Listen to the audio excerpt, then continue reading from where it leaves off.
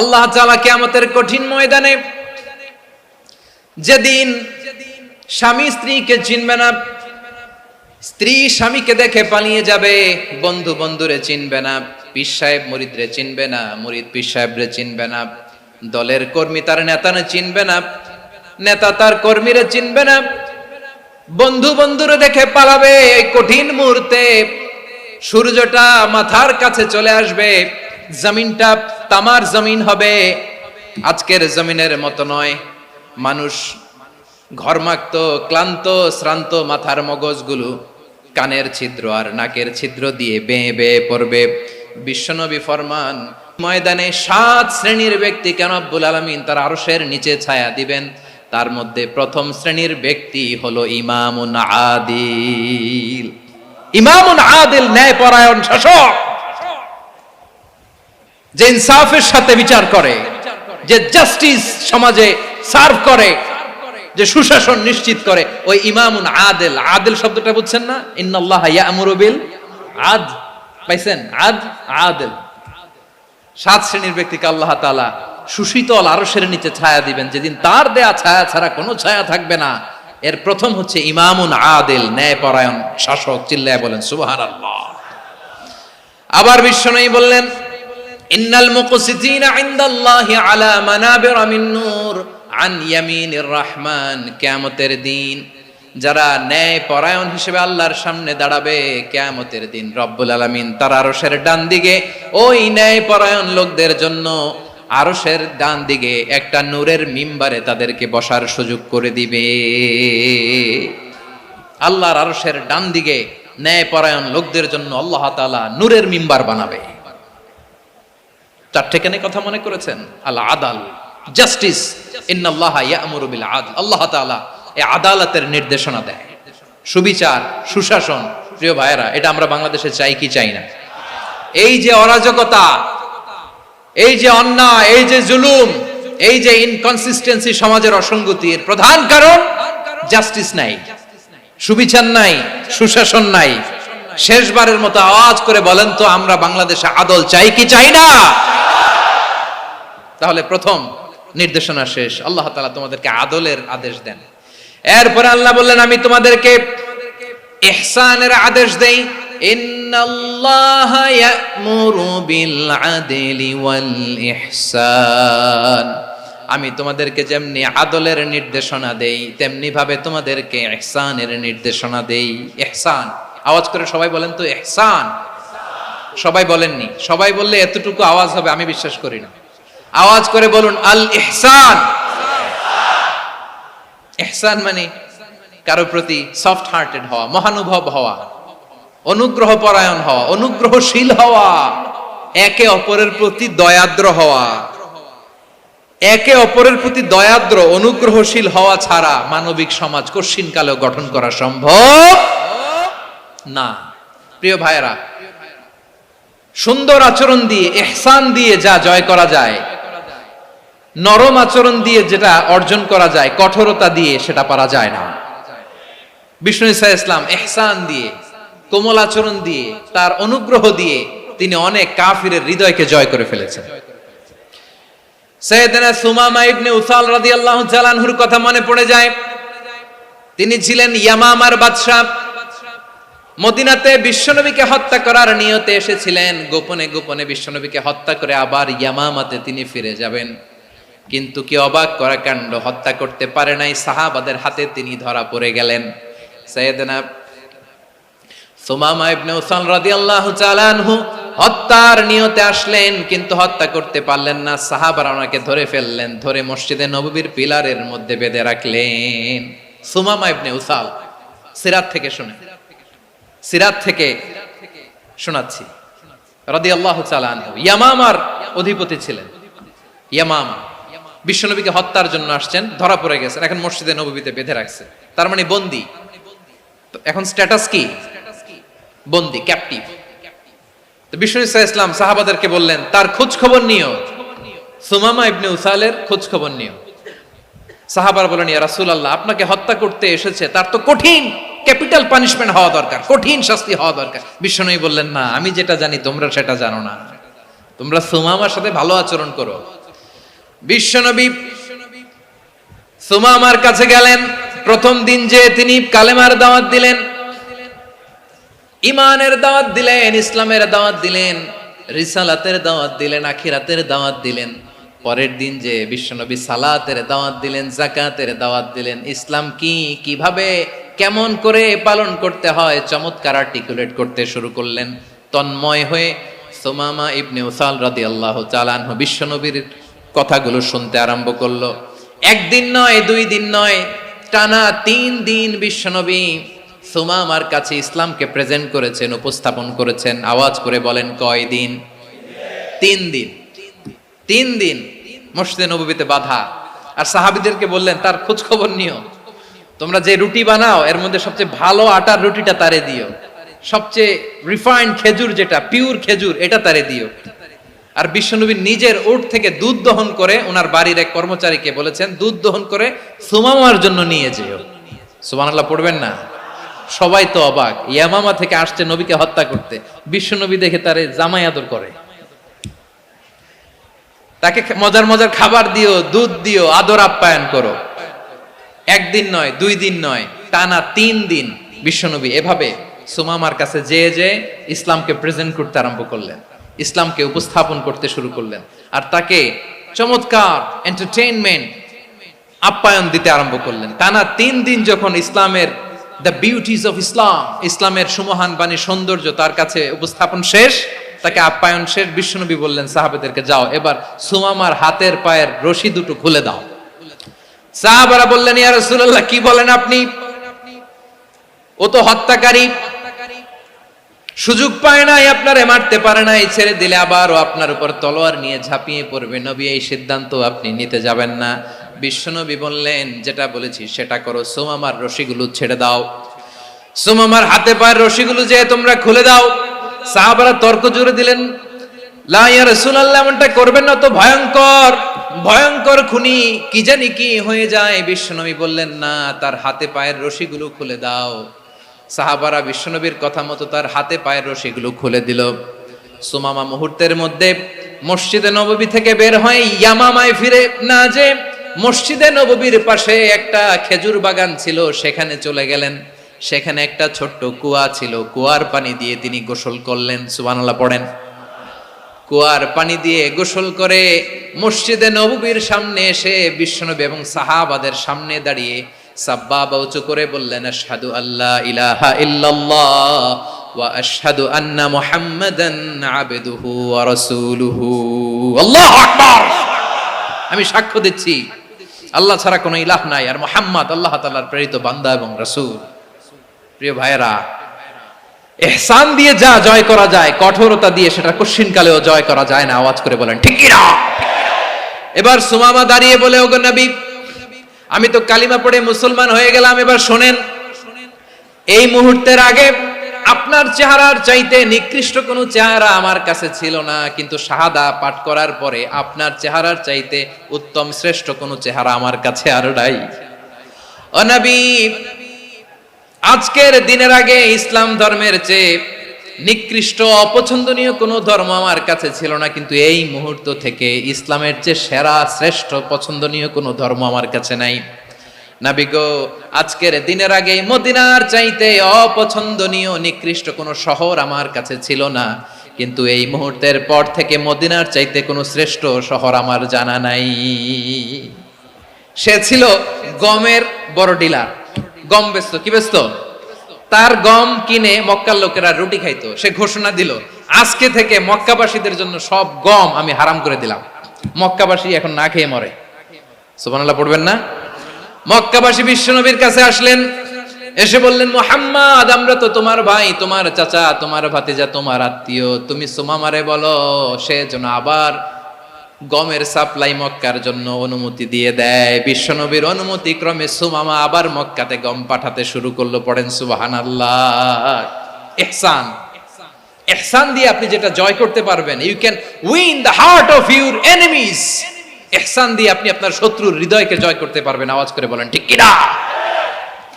এজন্য আল্লাহ বললেন, ওয়া আনফিকু ফি সাবিলিল্লাহি ওয়ালা তুলকু বিআইদিকুম ইলাত তাহলুকা ওয়া আহসিনু ইন্নাল্লাহা ইউহিব্বুল মুহসিনিন।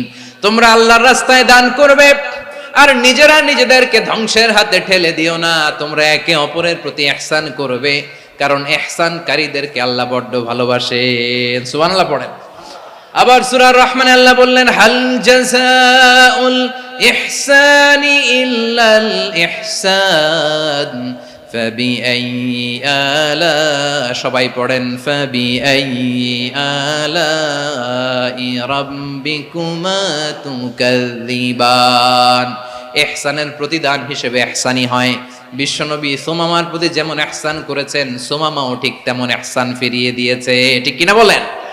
তাহলে এক নম্বরে হচ্ছে আদ, ন্যায় বিচার। দুই নম্বরে সবাই বলেন ইহসান, সদাচরণ।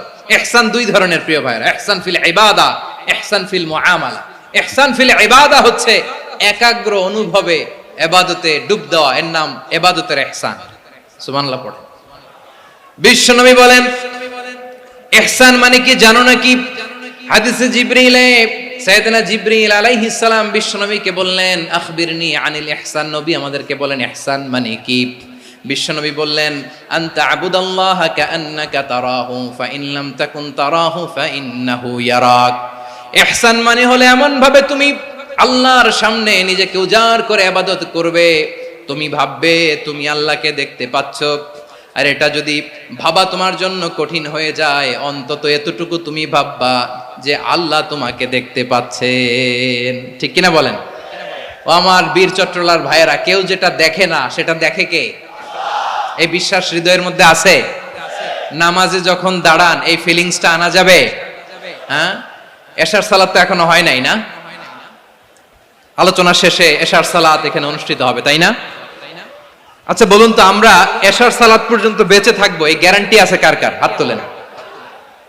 কয়েকজন হাত তুলছে পেছনে, না বুঝে তুলে ফেলছে। এশা পর্যন্ত যে আমরা হায়াত পাবো কোনো গ্যারান্টি আছে? সবাই আওয়াজ করে বলেন, গ্যারান্টি আছে? গ্যারান্টি নাই। এজন্য বিষ্ণু ইসলাম বলেছে এমন ভাবে নামাজে দাঁড়াও, ইবাদত করো, মনে করো হতে পারে এটাই আমার জীবনের শেষ নামাজ। পারফর্ম দ্য সালাহ as if this is your last and final prayer. এমন ভাবে সালাতে দাঁড়াও, ভাবো হতে পারে এটাই তোমার জীবনের শেষ নামাজ। এমন ভাবে নামাজে দাঁড়াও, ভাবো এটাই শেষ নামাজ। তাহলে নামাজে একাগ্রতা বাড়ায় দিবে কে? ফলে ইবাদতের ইহসান আমাদের অর্জিত হবে। আর মুআমালাতে ইহসান হলো, বিশ্বনবী বলেন, ইন্নাল্লাহা তাবারাকা ওয়া তাআলা কাতাবাল ইহসানা আলা কুল্লি শাই ফাইদা কাতালতুম ফাআহসিনুল কিতলা ওয়া ইযা যাবাহতুম ফাআহসিনুয যাবহা ওয়ালিয়ুহিদ্দা আহাদুকুম শাফরাতাহু ওয়ালিয়ুরিহ যাবিহাতাহু। ইহসান দুই ধরনের। আওয়াজ করে বলতে হবে, কয় ধরনের? সবাই বলুন আওয়াজ করে, কয় ধরনের? একটা হচ্ছে ইহসান ফিল ইবাদা, ইবাদতে ইহসান। ইবাদতে ইহসান কি? একাগ্র অনুভব দিয়ে ইবাদত করা, মন প্রাণ দিয়ে ইবাদত করা। আর মুআমালাতে ইহসান কি? সব কাজে, দৈনন্দিন কাজে, কর্মে, সামাজিক অ্যাক্টিভিটিতে কোমলতা প্রদর্শন করা, অনুগ্রহের সাথে সবকিছু করা। আল্লাহ তাআলা ইন্নাল্লাহা তাবারাকা ওয়া তাআলা কাতাবাল ইহসানা আলা কুল্লি শাই, তিনি সব কিছুর ব্যাপারে ইহসানকে আবশ্যক করেছেন। সবকিছু মুমিনের সব কাজে ইহসানের পরশ থাকবে। ওয়া ইযা কাতালতুম ফাহসিনুল কিতলা, বিষ্ণুই বলেন তুমি যখন কাউকে হত্যা করো ইহসানের সাথে করো। সুবহানাল্লাহ পড়বেন না? যখন হত্যা করো তখনও ইহসানের সাথে। আচ্ছা হত্যা করবো আবার ইহসান আসবে করতে করে, তো মেরেই ফেলবো আমি। আল্লাহ, ও ভাই একজন খুন করেছে, খুনি, রাষ্ট্রীয় আইনে তার শাস্তি হয়েছে ডেথ পেনাল্টি, মৃত্যুদণ্ড। এখন মৃত্যুদণ্ড দেখে আপনি যেমনে মন চায় তেমনে মারবেন লোকটারে? ওর নাক কেটে ফেলতে পারবেন? ওর কান কাটতে পারবেন? ওর চোখ উপড়ে ফেলতে পারবেন আপনি? যেমন মন চায় তার অঙ্গহানি করা যাবে না। ইহসানের সাথে তাকে হত্যা করো। সুবহানাল্লাহ, this is Islam, this is the true essence of Islam. ওয়া ইযা যাবাহতুম ফাহসিনুয যাবহা, যখন জবাই করবে তখনও ইহসানের সাথে জবাই করো। করব জবাই, ওইখানেও নাকি ইহসান। আচ্ছা কুরবানির দিন আমরা পশুগুলোরে কি করি বলেন সবাই আওয়াজ করে?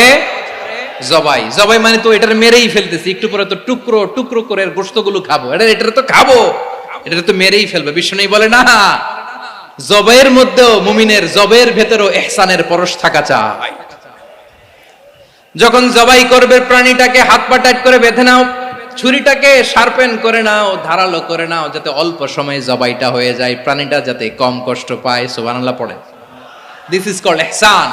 ইহসান আল্লাহ তাআলা যেমনি আদলের আদেশ করেছেন, ন্যায় বিচার জাস্টিস এনশিওর করতে বলেছেন, সমাজে ইহসানের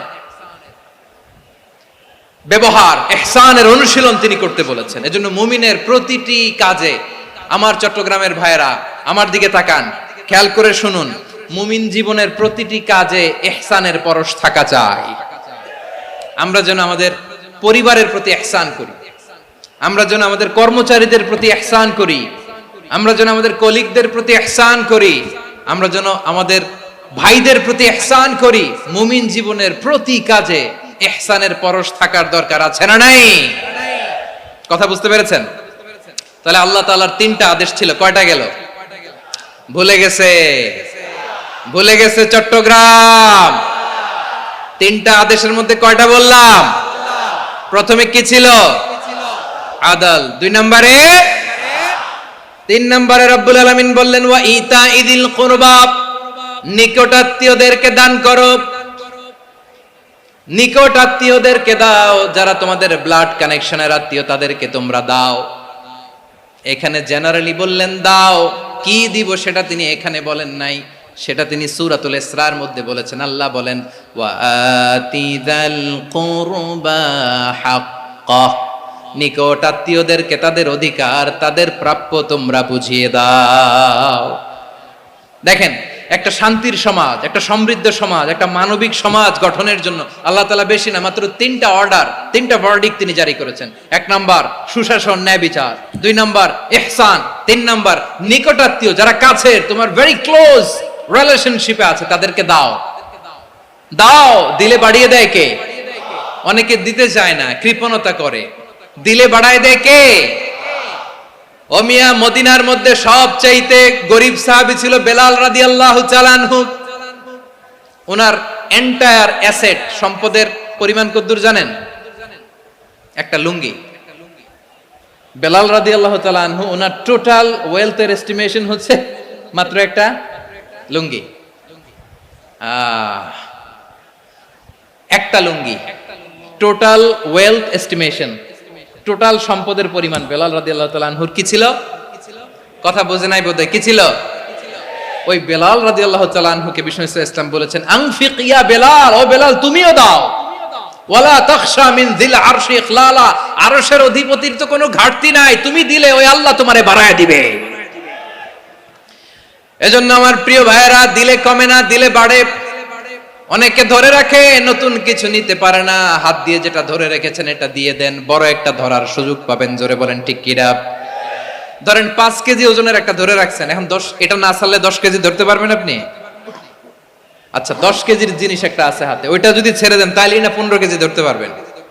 কথা বলেন ঠিক কিনা? তাহলে দিলে বাড়িয়ে দেয় কে? রব্বুল আলামিন বললেন 3 নাম্বার আদেশ হলো তোমাদের প্রতি সমাজটারে কেমন করে মানবিক সমাজ, সুন্দর সমাজ গড়বা। 3 নাম্বার আদেশ হলো ওয়া আতিদাল কুরবা হাক্কা, নিকটাত্মীয়দেরকে তাদের প্রাপ্য বুঝিয়ে দাও।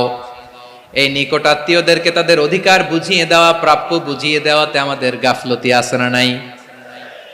চট্টগ্রামে নাই? মাশাআল্লাহ আছে, আছে। অনেকে দেখবেন অনেক আল্লাহওয়ালা তাহাজ্জুদ গুজার, সেজদা দিতে দিতে কপালে কালো দাগ ফেলে দিছে, সে তার বোনের হকটা আদায় করে নাই। আছে না নাই? হ্যাঁ, এখানেও আছে। সর্বনাশ। অনেক বড় হাজী সাহেব, বিশাল লম্বা দাড়ি, ছেলেরে সব দিয়ে দিছে, মেয়েরে কিছু দেয় নাই, মেয়ের হক আদায় করে নাই। আছে না নাই? এই হাজী সাহেবেরা, এই আল্লাহওয়ালারা কিয়ামতের ময়দানে আটকে যাবে। আপনি অন্যের অধিকার নষ্ট করেছেন, তাদের রাইটস কে ভায়োলেট করেছেন। এজন্য আল্লাহ তাআলা বলেন, কারো অধিকার যদি কেউ নষ্ট করে, ওই সমাজটা মানবিক সমাজ কঠিনকালেও হতে পারে না। এজন্য 3 নম্বর আল্লাহ বললেন ওয়া ইতাইদিল কুরবা, নিকটাত্মীয়দেরকে দাও। কি দিবা? তাদের অধিকার দিয়ে দাও, বোনের অধিকার বুঝিয়ে দাও। মেয়ের অধিকার বুঝিয়ে দাও, ফুফুর অধিকার বুঝিয়ে দাও। দেখবেন অনেক মায়েরা ছেলের পাতে মুরগির রান দেয়, মেয়ের পাতে দেয় মুরগির ঠ্যাং। এরকম আছে না নাই? ছেলেরা কি দেয় মুরগির, মেয়ের পাতে কি দেয়? তো মেয়ের কি মুরগির রান খেতে মনে চায় না? মনে চায় না? এমনটা করা যাবে না। নিকটাত্মীয়দেরকে অধিকার দিয়ে দাও, নিকটাত্মীয়ের সাথে সুসম্পর্ক রাখো। আদেশটা কার? এজন্য প্রিয় ভাইয়েরা, জীবনে যদি বারাকা অর্জন করতে চান, নিকটাত্মীয়দের সাথে সুসম্পর্ক রাখতে হবে, তাদের জন্য উপহার পাঠাতে হবে। বিশ্বনবী বলেন, লা ইয়াদখুলুল জান্নাতা কাতে, যে ব্যক্তি আত্মীয়তার সম্পর্ককে ছিন্ন করে দেয়, সে কশিন কালেও আল্লাহর জান্নাতে ঢুকবে না। আপনি কি এটারে সহজ হাদিস মনে করছেন? এটা সহজ কথা? আপনি ভাবছেন আপনার নামাজ আপনার বাঁচাতে পারবে, আপনার রোজা বাঁচাতে পারবে, আপনার তাহাজ্জুদ আপনারে বাঁচাতে পারবে? আপনি অধিকার নষ্ট করলে কিছুই আপনারে বাঁচাতে পারবে না। এজন্য নিকট আত্মীয়দেরকে দিতে হবে বেশি বেশি। বিশ্বনবী বলেন, ইন্না সাদাকাতা আলাল মিসকিনি সাদাকা ওয়া আলা যির রাহিমি ইসনাতান সাদাকাতুন ওয়া সিলা। মিসকিন রে দান করলে শুধু দানের সওয়াব হয়, নিকট আত্মীয়কে দান করলে দুইটার সওয়াব হয়, সাদাকার সওয়াব হয়, আবার আত্মীয়তার বন্ধন অটুট রাখার সওয়াব হয়ে যায়। আবার বিশ্বনবী বললেন, মান সাররাহু আইয়ুবসাতা লাহু ফি রিজকিহি ওয়া ইউনসা লাহু ফি আসারিহি ফালইয়াসিল রাহিমা। যে ব্যক্তি তার রিজিকের প্রশস্ততা চায় আর হায়াতে বরকত চায়, সে যেন তার আত্মীয়ের সাথে সুসম্পর্ক রাখে। আমার প্রিয় চট্টলার ভাইয়েরা, আমাদের রিজিক বাড়ুক, এটা আমরা চাই কি চাই না? সবাই চান? হ্যাঁ, আমাদের রিজিকে প্রশস্ততা আসুক, চাই কি চাই না? আমাদের হায়াতে বরকত আসুক, আমরা চাই কি চাই না? এই দুইটা যদি চান, তাহলে নিকটাত্মীয়দের সাথে সুসম্পর্ক রাখবেন, পারবেন? তাহলে সমাজটারে মানবিক সমাজ বানায় দিবে কে? তিনটা আদেশ চলে গেল। কয়টা? আওয়াজ করে বলেন। এক নম্বরে কি ছিল? দুই নম্বরে, তিন নম্বরে নিকটাত্মীয়দেরকে দান। আপনাদেরকে আরো শোনার আগ্রহ আছে? আপনাদের মনোযোগ আছে না গেছে? কষ্ট হচ্ছে না? মাশাআল্লাহ, মাশাআল্লাহ। তাকবীর পড়ুন, লিল্লাহি তাকবীর।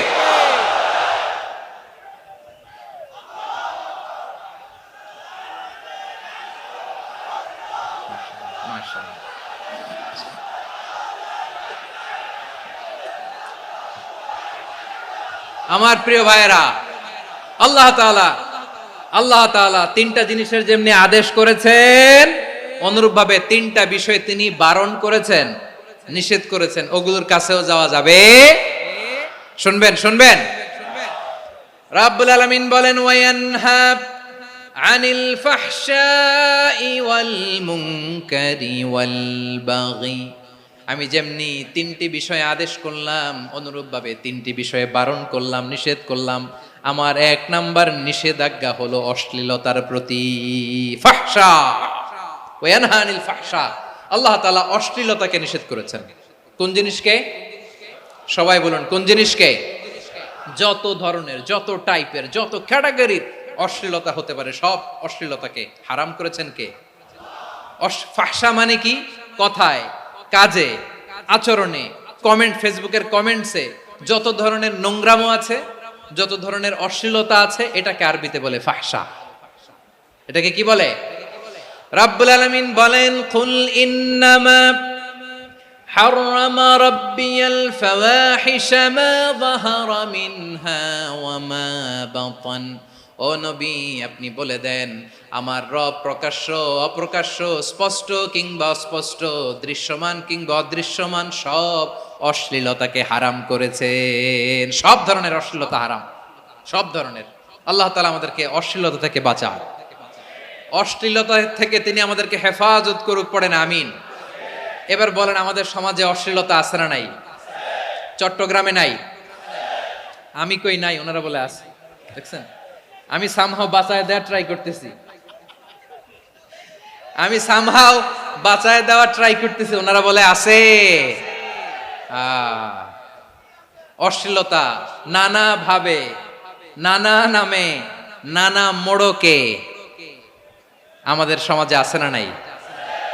সংস্কৃতির নামে, ফ্যাশনের নামে, বিনোদনের নামে, উপন্যাসের নামে, কনসার্টের নামে অশ্লীলতা আছে না নাই? আপনি দেখেছেন কনসার্টগুলোর অবস্থা?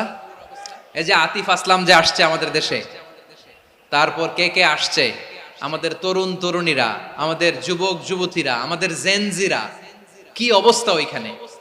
হ্যাঁ, কি অবস্থা? কে বাঁচাবে ওদের? কে রক্ষা করবে ওদের ইমানের, ওদের চরিত্রের হেফাজতের গ্যারান্টি কে দিবে? কনসার্টের নামে অশ্লীলতা আছে না নাই?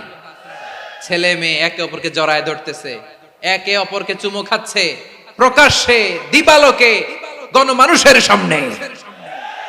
আল্লাহ তাআলা এই অশ্লীলতা থেকে আমাদেরকে বেঁচে থাকতে বলেছেন, বেঁচে থাকতে বলেছেন। রূপালী জগতের নামে অশ্লীলতা আছে না নাই?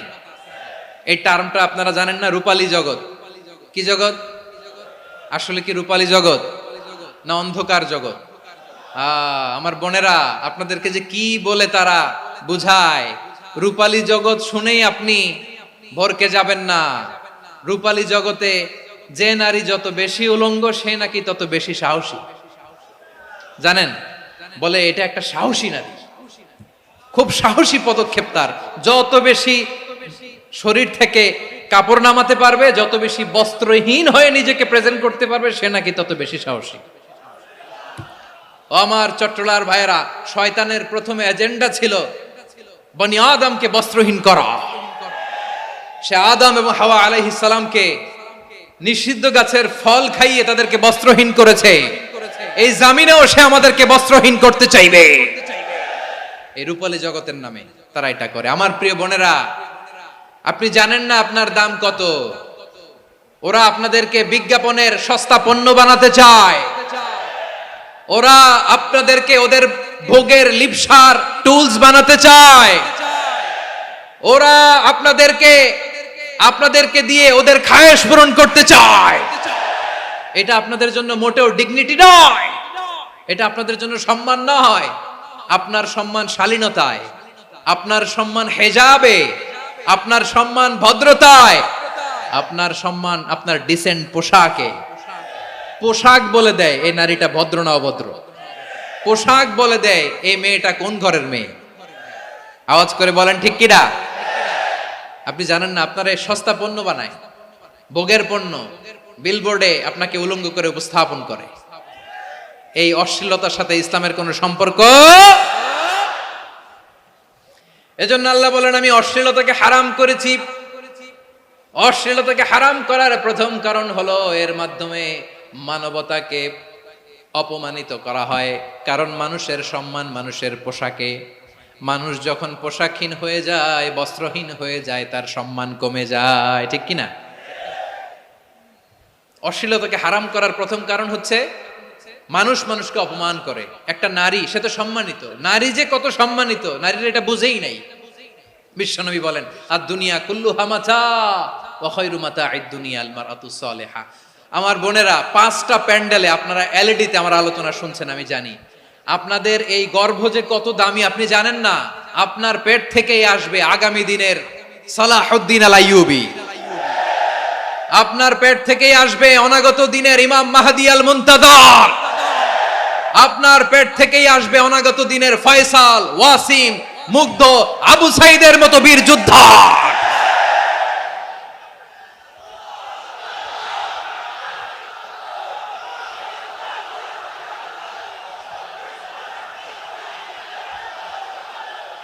আমার প্রিয় বোনেরা, আমার প্রিয় বোনেরা, বিশ্বনবীর কথার ওজন খেয়াল করেন। আর দুনিয়া কুল্লুহা মাতা ওয়া খায়রু মাতা'আদ দুনিয়াল মারআতুস সালিহা।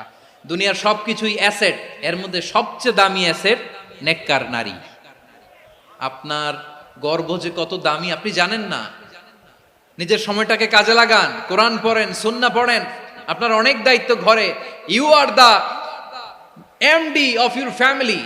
একটা family it's a very big institution. পরিবার একটা অনেক বড় প্রতিষ্ঠান। and you are the MD of your institution. আপনি এই পরিবারের MD, managing director of your family.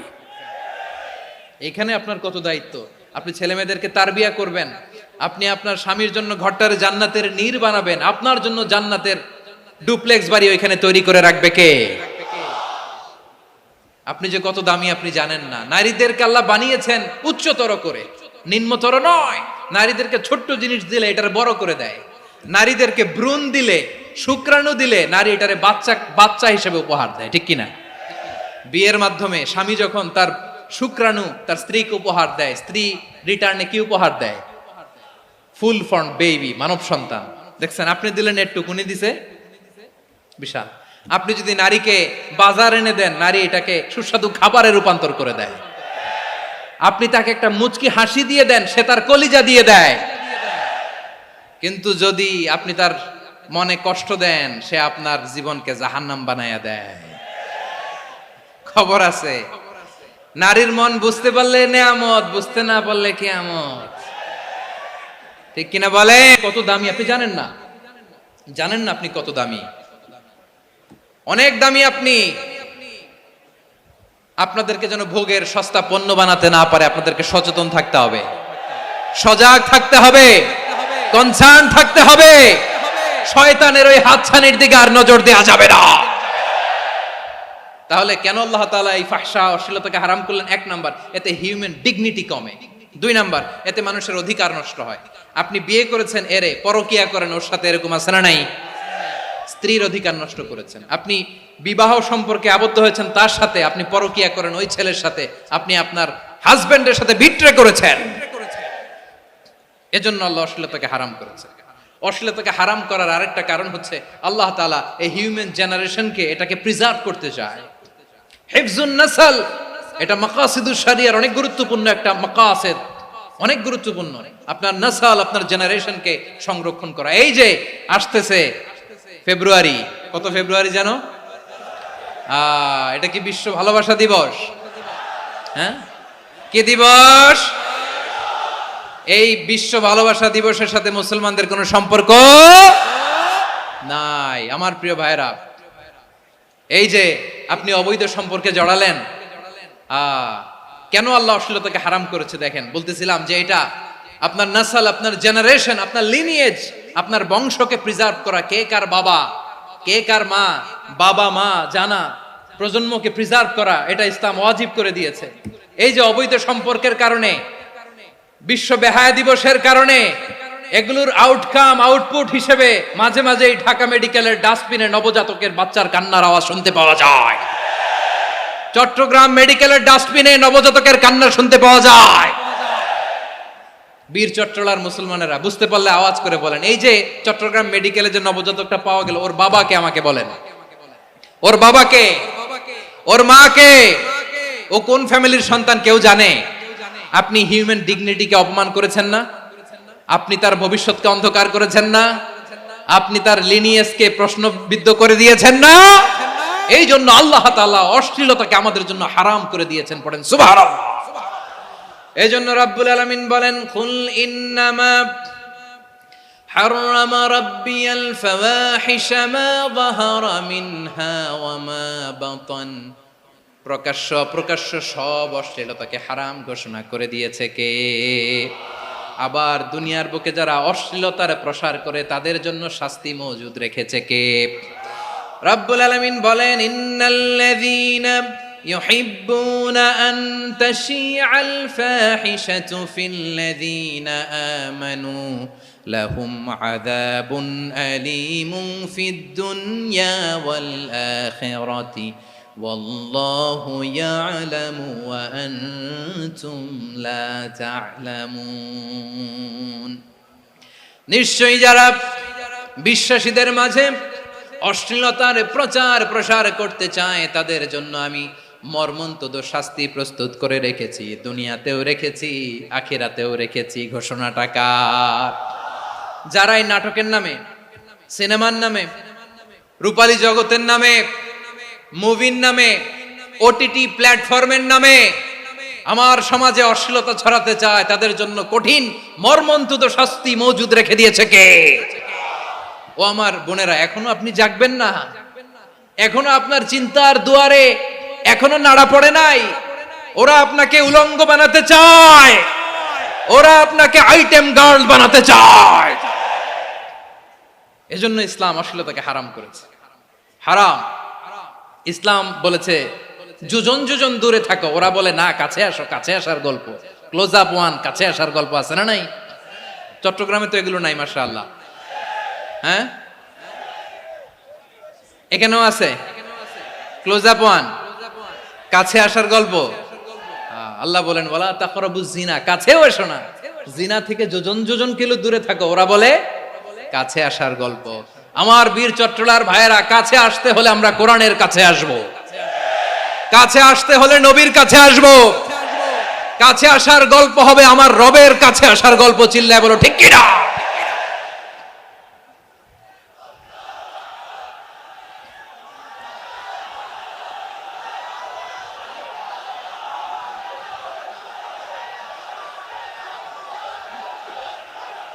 বসুন বসুন আমার ভাইয়েরা। তাহলে অশ্লীলতার সাথে আমাদের কোনো সম্পর্ক? সবাই বলতে পারেননি, আওয়াজ করে বলুন, অশ্লীলতার সাথে আমাদের কোনো সম্পর্ক? আমরা এই সমস্ত ক্লোজ আপ ওয়ান, কাছে আসার গল্পের প্রোগ্রামে যাব? আমরা কোন ধরনের অশ্লীল কন্টেন্ট সোশ্যাল মিডিয়ায়, টিভিতে দেখব? কি যুগ যে আমরা কাটাচ্ছি আপনি কল্পনা করতে পারবেন না। পর্ন ইন্ডাস্ট্রি, নারী পুরুষের বস্ত্রহীন যুগল দৃশ্য, এটাকে দিয়ে ওরা কোটি ডলারের ইন্ডাস্ট্রি বানিয়েছে। পুরো মানব ইতিহাসে এরকম জঘন্য সময় মানব ইতিহাস পার করে নাই। পর্ন এটা ইন্ডাস্ট্রি হয়ে গেছে। আমাদের এই যুবকগুলো, জেনজিগুলো, ওদের চরিত্র বাঁচাবে কি করে? কেমন করে হেফাজত করবে ওদের এই মূল্যবান চরিত্র? আমার প্রিয় ভাইরা, এই অশ্লীলতার দ্য লেটেস্ট ভার্সন হচ্ছে LGBTQ, শরীফ থেকে শরীফা। শুনছেন আপনারা? দেখতে পুরুষ, আসলেই পুরুষ, সুস্থ একজন পুরুষ, 4 সন্তানের বাবা, বলে আমি মনে মনে নারী। দেখতে নারী, সুস্থ নারী, আসলেই সে দিব্যি একজন নারী, বলে আমি মনে মনে পুরুষ। সবচেয়ে ভয়ঙ্কর অশ্লীলতার সবচাইতে লেটেস্ট ভার্সন হচ্ছে এই ট্রান্সজেন্ডারিজম। সুস্থ পুরুষ তার বায়োলজিক্যাল গ্রোথকে হরমোন দিয়ে স্টপ করে দিয়ে সে সার্জারি করে নারী হতে চায়। সুস্থ নারী পুরুষ হতে চায়। পুরুষ পুরুষের প্রতি সেক্সুয়ালি আকর্ষণ বোধ করে। এটা লূত আলাইহিস সালামের কওমের মধ্যে ছিল। এটাকেও আল্লাহ কোরআনে ফাহিশা বলেছেন। ওয়ালুতান ইয ক্বালা লিকাওমিহি আতাতুনাল ফাহিশাতা মা সাবাকাকুম বিহা মিন আহাদিম মিনাল আলামিন। লূত আলাইহিস সালাম বললেন, তোমরা কি এমন এক অশ্লীল কার্যক্রমে ডুব দিলে নাকি যেটা গোটা বিশ্বের কেউ কখনো করে নাই, তোমরাই প্রথম করেছো। পড়েন নাউযুবিল্লাহ। এই পশ্চিমের এই রোগ আমার দেশে যেন আসতে না পারে, আমাদের সজাগ থাকতে হবে। প্রিয় ভাইরা, চিল্লায় বলেন ঠিক কিনা? পশ্চিমের অবস্থা ভয়ঙ্কর। পাশ্চাত্যে, আমি যুক্তরাষ্ট্রে ছিলাম অনেকদিন, কয়েক মাস, বিভিন্ন স্টেটে ঘুরেছি। গার্ডিয়ানরা উদ্বিগ্ন, ছেলে মেয়েদেরকে, ছোট্ট ছেলে মেয়ে, ওদেরকে জিজ্ঞেস করে, তুমি how do you feel right now inside yourself? তুমি ভিতরে ভিতরে কেমন ফিল করো? তোমার কি ছেলে ছেলে লাগে না মেয়ে মেয়ে লাগে?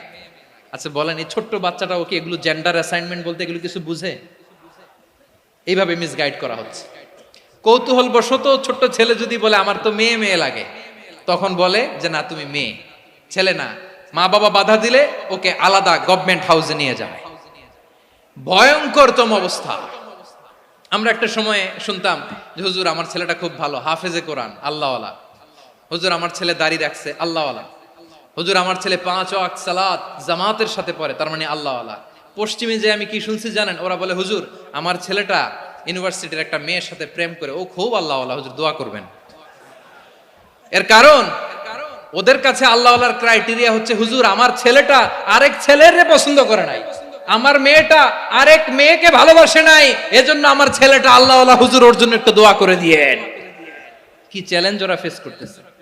ওনার ছেলে যে আরেক ছেলেরে বিয়ে করবে না, এটাতেই উনি খুশি যে আলহামদুলিল্লাহ আমার ছেলেটা একটা মেয়েরে ভালোবাসে, আমার মেয়েটা একটা ছেলেরে ভালোবাসে, মানে এটা খুব আল্লাহওয়ালা।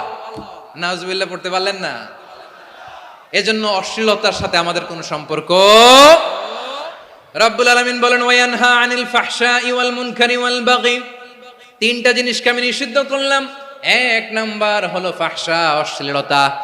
দুই নাম্বারে হলো মুনকারের সমস্ত মন্দ কাজ। আপনাদের মনোযোগ আছে না? শেষ করে দিব? আর 2-1 মিনিট শুনবেন? আচ্ছা বলি তাহলে, আর 2-1 মিনিট। তাহলে নিষেধাজ্ঞা জারি করেছেন তিনটা জিনিসের উপর। এক নাম্বার কি? ফাহশা, অশ্লীলতা। দুই নাম্বার মুনকার। মুনকার মানে হচ্ছে যত মন্দ কাজ, খারাপ কাজ, বাজে কাজ, এটার বলে মুনকার। এটার কি বলে? আপনারা পড়ছেন না, তা'মুরুনা বিল মা'রুফি ওয়া তানহাউনা আনিল মুনকার। ভালো কাজের আদেশ, সৎ কাজের আদেশ, অসৎ কাজের নিষেধ। মুনকার, মুনকার হচ্ছে মানুষের স্বাভাবিক বিবেকবোধ যেটাকে খারাপ বলে, ওইটাই মুনকার। পৃথিবীর সব আসমানি গ্রন্থ যেটাকে খারাপ বলেছে, মানুষের স্বাভাবিক বিবেকবোধ যেটাকে খারাপ বলেছে, এগুলো সব মুনকার। যেমন ইফটিজিং, এটা কি ভালো না খারাপ? মজুদদারি, খাদ্যে ভেজাল দেওয়া, ওজনে কম দেওয়া, মাছে ফরমালিন মিশানো, চাঁদাবাজি, টেন্ডারবাজি, দখলবাজি, এগুলো আমাদের স্বাভাবিক বিবেকেই বলে এগুলো খারাপ, এগুলো হচ্ছে মুনকার। আল্লাহ তাআলা এই মুনকার থেকে আমাদেরকে বেঁচে থাকতে বলেন, আর শয়তান এই মুনকারের প্রতি আমাদেরকে উদ্বুদ্ধ করে। আল্লাহ তাআলা বললেন, ইয়া আইয়ুহাল্লাযীনা আমানু লা তাত্তাবিউ খুতুওয়াতিশ শাইতান ফাইন ওয়া মান ইয়াত্তাবি' খুতুওয়াতিশ শাইতানি ফাইন্নাহু ইয়া'মুরু বিল ফাহশাই ওয়াল মুনকার। আল্লাহ বললেন, ও আমার গোলামেরা শোনো শোনো, ও আমার বিশ্বাসী বান্দারা খবরদার, তোমরা কশিনকালেও শয়তানের পদাঙ্ক অনুসরণ করবে না, কারণ শয়তান তোমাদেরকে অশ্লীলতা এবং মন্দ কাজের দিকে উদ্বুদ্ধ করে। আমাদের কাজ হচ্ছে শয়তান আমাদেরকে যেদিকে নিতে চায় আমরা তার উল্টা দিকে যাব, ঠিক কিনা বলে? শয়তান এই মন্দ কাজকে আমাদের কাছে বিউটিফাই করে, চাকচিক্যময় করে আমাদের সামনে উপস্থাপন করে। এজন্য আল্লাহ বলেন মুনকারকে থামাতে হবে, মুনকার প্রতিরোধ করতে হবে। মুনকার প্রতিরোধের দায়িত্ব শুধু আমাদের নাকি? শুধু আপনার খতিব সাহেবের, ইমাম সাহেবের, নাকি মুসলিম উম্মার সবার? আওয়াজ করে বলুন, মুনকার অসৎ কাজ প্রতিরোধের দায়িত্ব কার? রাব্বুল আলামিন বলেন, কুনতুম খায়রা উম্মাতিন উখরিজাত লিন-নাসি তা'মুরুনা বিল মা'রুফি ওয়া তানহাউনা আনিল মুনকার। তোমাদেরকে শ্রেষ্ঠ জাতি করে জমিনের মধ্যে আবির্ভূত করা হয়েছে, যাতে করে তোমরা জমিনের ভেতরে সৎ কাজের আদেশ করতে পারো আর অসৎ কাজের নিষেধ করতে পারো। উম্মাহ কুনতুম খায়রা, তাহলে গোটা উম্মার দায়িত্ব, এটা বুঝতে পারছেন তো? আচ্ছা, আরো নিচে আসেন। এরপরে আল্লাহ বললেন, শুধু উম্মাহ না, এই জমিনের রাজত্ব আমি যাদের হাতে দেই, এই জমিনের মালিক আমি যাদেরকে বানিয়ে দেই, যাদেরকে আমি সরকারের দায়িত্ব দেই, তাদেরকেও মুনকার প্রতিরোধের দায়িত্ব দিয়েছে কে?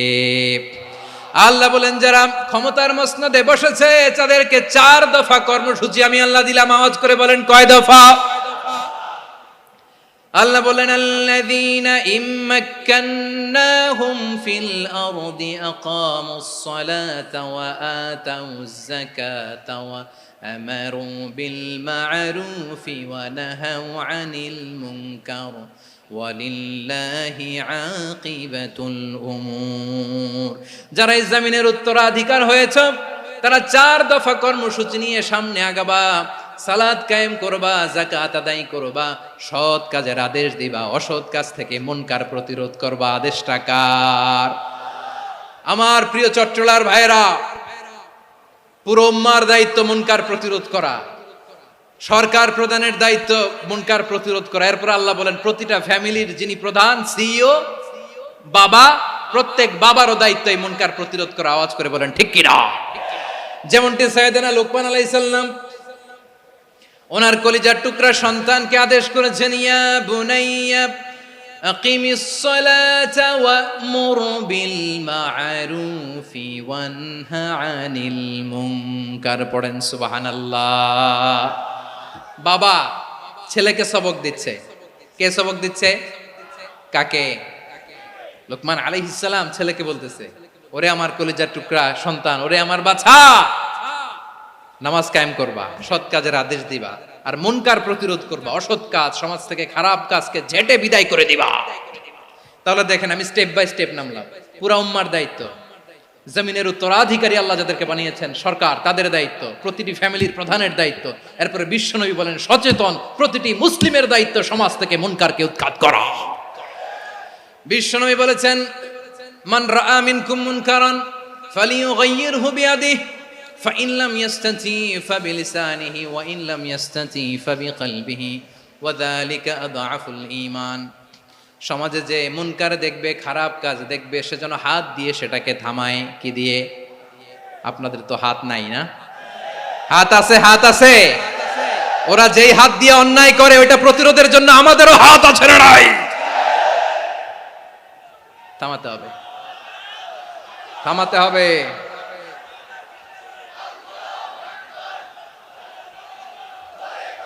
বসুন আমার প্রিয় ভাইয়েরা, ওরা ওদের যে হাত দিয়ে টেন্ডারবাজি করে, চাঁদাবাজি করে, ইফটিজিং করে, দখলবাজি করে, যে হাত দিয়ে, ওই মুনকার থামায় দেওয়ার জন্য আল্লাহর দেয়া আমাদেরও দুটি হাত আছে না নাই? আমাদেরও হাত আছে, থামাইতে হবে, থামাইতে হবে, হিম্মত করতে হবে। আমার প্রিয় ভাইয়েরা, না থামালে আমরাই ডুববো শেষমেশ। আমাদের বাঁচার জন্য হলেও থামাইতে হবে।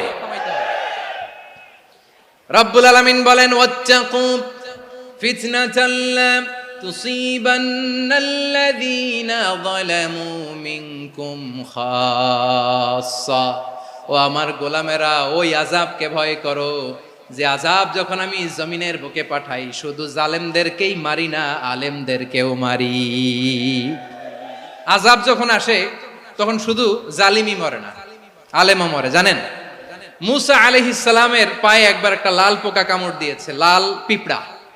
লাল পিঁপড়া কামড় দিলে খুব আরাম লাগে না? কি লাগে? হ্যাঁ, জ্বলে না? লাল একটা পিঁপড়া কামড় দিছে,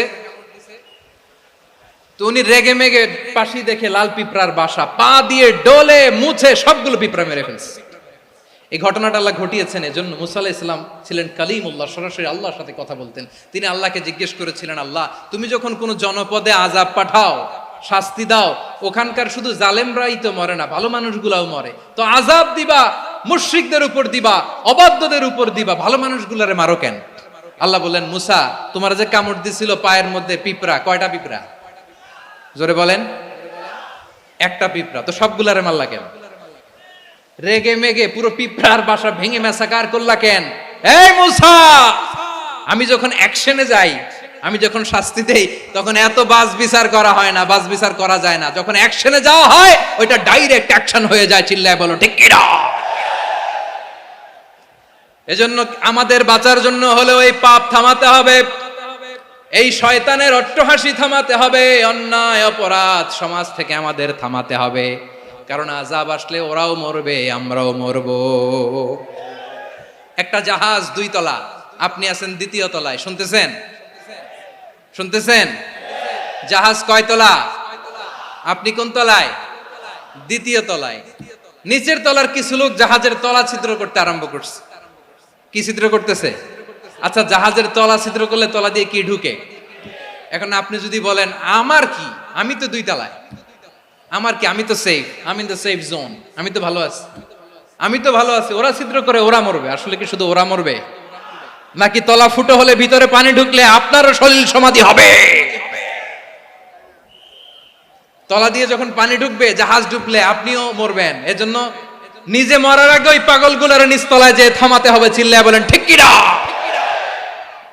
এজন্য আল্লাহ বললেন মুনকার প্রতিরোধের দায়িত্ব সমাজের টপ টু বটম সবার, পুরো উম্মার দায়িত্ব, সরকার প্রধানের দায়িত্ব, প্রতিটি ফ্যামিলির প্রধান বাবার দায়িত্ব।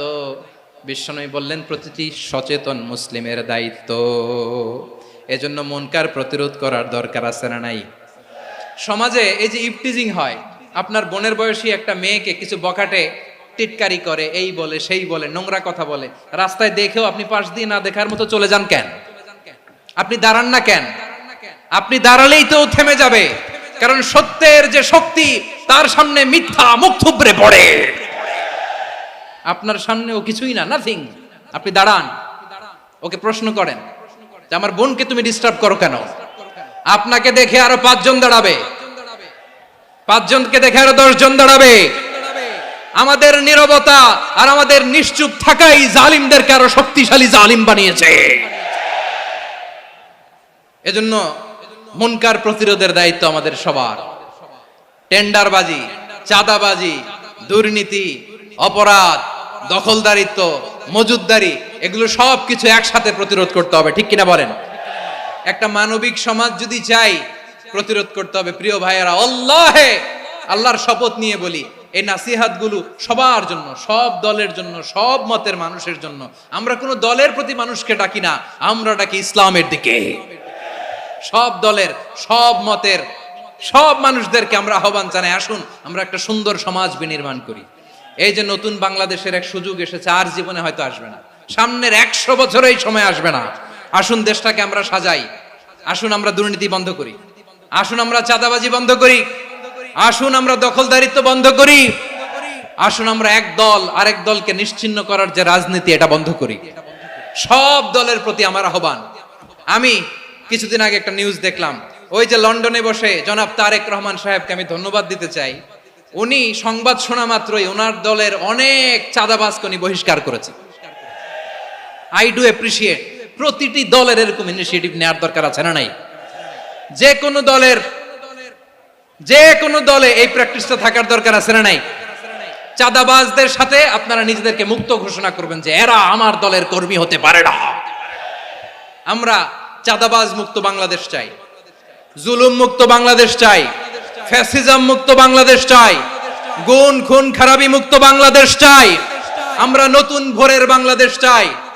ওই বাংলাদেশ পাওয়ার জন্য মুনকার প্রতিরোধে, অন্যায় প্রতিরোধে যদি বাঘের বাচ্চার মতো, আবু সাইদের মতো 2 হাত উঁচু করে বুককে টান টান করে প্রসারিত করে দাঁড়াতে হয়, রাজি আছো মুসলমান? কারা কারা রাজি? আল্লাহকে হাত দেখিয়ে প্রতিজ্ঞা করো।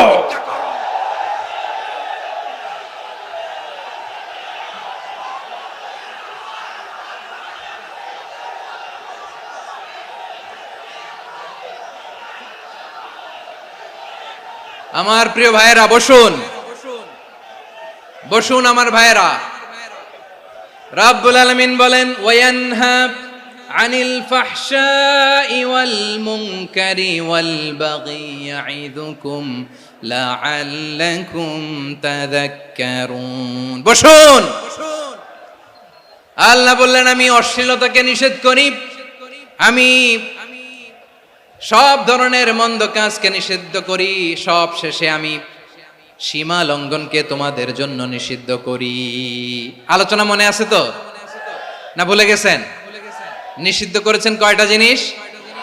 1 নম্বরে অশ্লীলতা, 2 নম্বরে মুনকার তথা সব মন্দ কাজ, 3 নম্বরে আল বাগি, সীমা লঙ্ঘন, ক্রসিং দ্য লিমিট। সীমা লঙ্ঘন করা ভালো না। We all should know our limits. চিল্লায় বলেন ঠিক কিনা? একই আয়াতে আল্লাহ বললেন, কুল ইন্নামা হাররামা রাব্বিয়াল ফাওয়াহিশা মা যাহারা মিনহা ওয়া মা বাতানা ওয়াল ইসমা ওয়াল বাগিয়া বিগাইরিল হক। অন্যায় ভাবে যে অবাধ্য হয়, যে সীমা লঙ্ঘন করে, তাদেরকেও আমি এটা হারাম করে দিলাম। সীমা লঙ্ঘন করা হারাম, সীমা লঙ্ঘন করা হারাম। আল্লাহ বারবার আমাদেরকে ওয়ার্নিং দেয়। যখন আমরা থামি না তখন আল্লাহ ধরে, আর যখন ধরে তখন ছাড়ে না।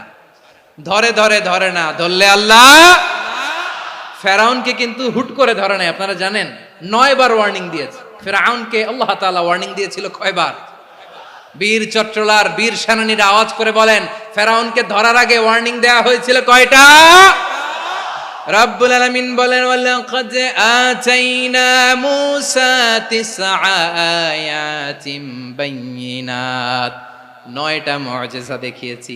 1 2 3 বারবার এইভাবে রিমাইন্ডার, ওইভাবে রিমাইন্ডার, এইভাবে নসিহাত, ওইভাবে দাওয়া। ফাকুলা লাহু কাওলান লাইয়িনা, নরম করে বলো, সফট করে বলো, যত ওয়ে হতে পারে দাওয়া মেথডোলজির।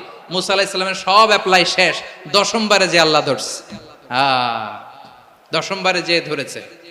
এজন্য আল্লাহ বলেন, আমি সীমালঙ্ঘনকে পছন্দ করি না। কোরআনের অন্য আয়াতে বাগীকে বলা হয়েছে আল ইতিদা।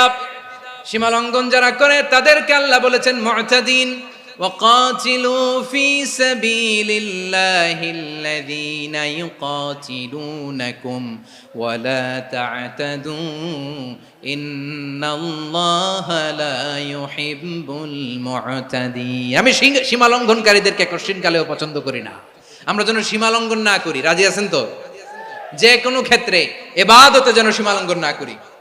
অনেকে আমরা ইবাদতে সীমা লঙ্ঘন করে ফেলি। বিশ্বনবী সাল্লাল্লাহু আলাইহি ওয়াসাল্লাম যেটা শিখিয়েছেন এর বাইরে যে অতিরিক্ত বুজুর্গ হতে চায় এরকম আছে না নাই? করা যাবে না, কোনো ক্ষেত্রেই সীমা লঙ্ঘন করা যাবে, এমনকি যুদ্ধ ক্ষেত্রেও না। বিশ্বনবী সাল্লাল্লাহু আলাইহি ওয়াসাল্লাম বলেন খবরদার যুদ্ধ ক্ষেত্রেও সীমা লঙ্ঘন করো না। কি সুন্দর ইসলাম আমরা পেয়েছি। বিশ্বনবী বলেন খবরদার যুদ্ধের ময়দানে কোনো নারীর গায়ে হাত তোলো না, কোনো শিশুর গায়ে হাত তোলো না, কোনো গবাদি পশু হত্যা করো না, কোনো শস্য ক্ষেত্র ধ্বংস করো না, ইবাদতরত অন্য ধর্মের কোনো সন্ন্যাসীর গায়ে হাত তুলো না। বলেন সুবহানাল্লাহ। তাহলে আমরা সীমা লঙ্ঘন করতে পারবো?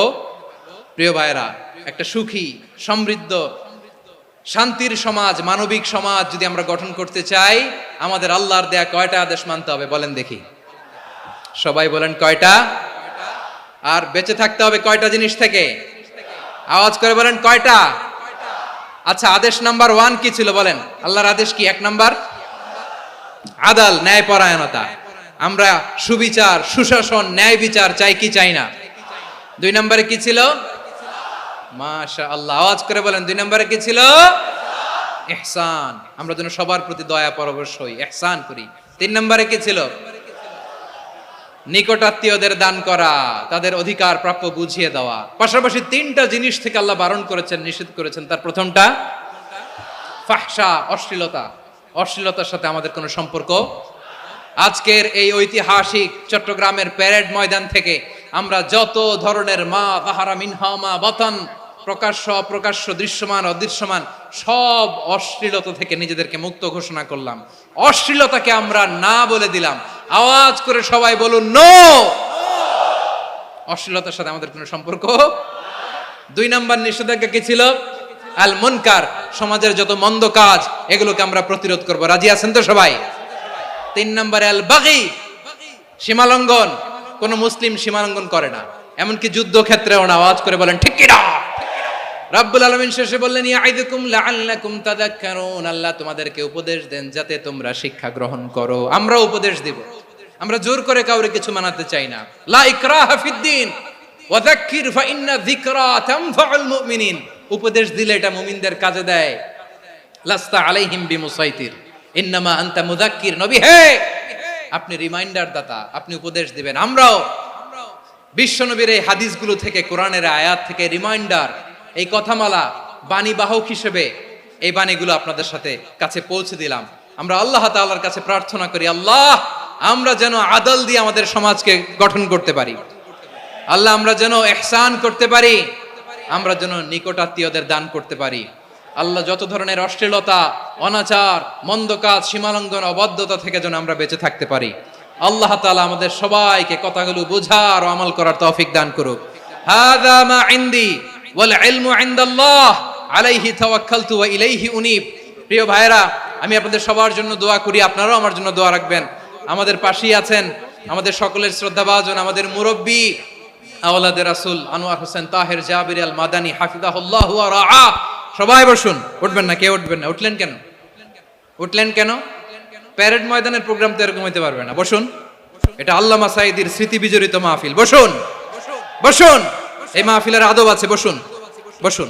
সুশৃঙ্খল ভাবে আমরা আখির মোনাজাতে অংশগ্রহণ করব।